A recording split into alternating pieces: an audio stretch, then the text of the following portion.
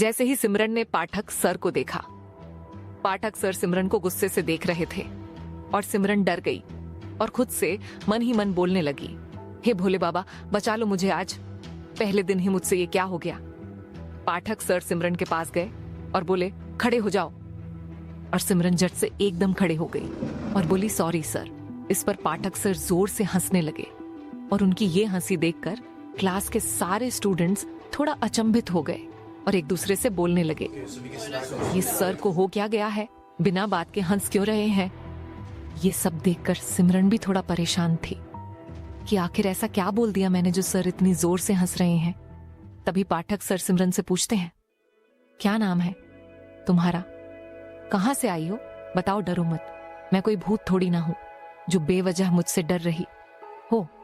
लगता है किसी ने मेरे बारे में गलत बोल दिया है तुम लोगों से कि मैं हमेशा गुस्से में रहता हूं। इस पर सिमरन थोड़ी देर के लिए अपने दोस्त वाशु की तरफ देखती है और वाशु अपना चश्मा ठीक करते हुए अपना सिर नीचे झुका लेता है। एक बार फिर से पाठक सर सिमरन की तरफ देखते हैं और बोलते हैं, चलो बताओ, डरने की कोई जरूरत नहीं है, मैं भी ऐसे ही करता था।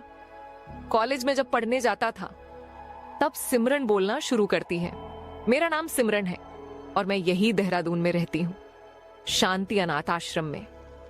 तब पाठक सर सिमरन से पूछते हैं, क्यों मम्मी पापा कहाँ रहते हैं। इस पर सिमरन जवाब देती है, वो तो भगवान के पास है। सिमरन की ये बात सुनकर क्लास के सारे स्टूडेंट्स एकदम शांत हो गए और सिमरन की तरफ देखने लगे। तब सिमरन मुस्कुराते हुए बोली, पर मेरे पास मेरे पिता, मेरे दोस्त हैं, मेरे भोले बाबा, जिन्होंने मुझे आज तक कभी भी अकेला नहीं छोड़ा और ना ही कभी भी अकेलापन महसूस होने दिया, और मेरे आश्रम के लोग मुझे बहुत प्यार करते हैं। सिमरन की ये बातें सुनकर पाठक सर खुश होकर ताली बजाने लगते हैं और उनको देखकर बाकी के स्टूडेंट्स भी ताली बजाते हैं। पर यह सब देखकर वहां पर बैठी टीना गुप्ता गुस्से से लाल पीली हो रही थी और खुद से बोल रही थी, गवार कहीं की अपनी इस लाचारी की नौटंकी में क्लास के सारे स्टूडेंट्स और इस पाठक सर को भी पागल बना रही।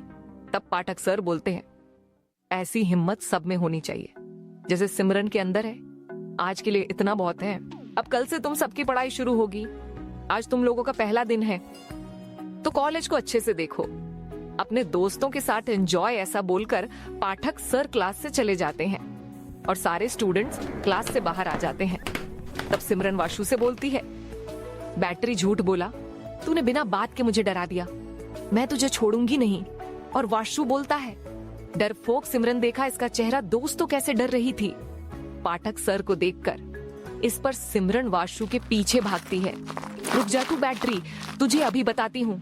जैसे सिमरन वाशु के पीछे भागती है तभी उसका पैर फिसलता है और वो जैसे ही गिरने वाली होती है उसको कोई पकड़ लेता है, पर जैसे ही वो अनजान आदमी सिमरन को गिरने से बचा लेता है और सिमरन उससे कुछ बोल पाती, वो बिना कुछ कहे वहां से चला जाता है।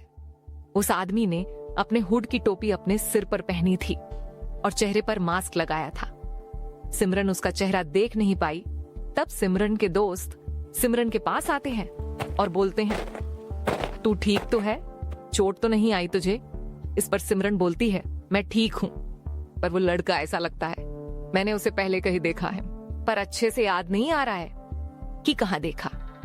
इस पर रिया बोलती है, अरे छोड़, इस लड़के को क्यों अपना दिमाग चला रही है, बेकार में, चलो आज पहला दिन है और पहली क्लास भी खत्म हो गई, क्यों ना कॉलेज की कैंटीन में जाकर पेट पूजा कर ली जाए, बहुत भूख भी लग रही है।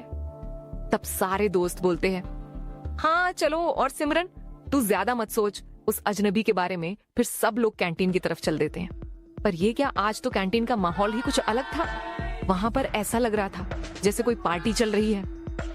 तभी दूर टेबल पर खड़ी टीना गुप्ता जोर जोर से बोल रही थी, आज जिसको जो भी खाना है वो फ्री में खा सकता है, मेरी तरफ से आप सभी के लिए फ्री है, या यूं समझ लो आज मेरी तरफ से पार्टी है।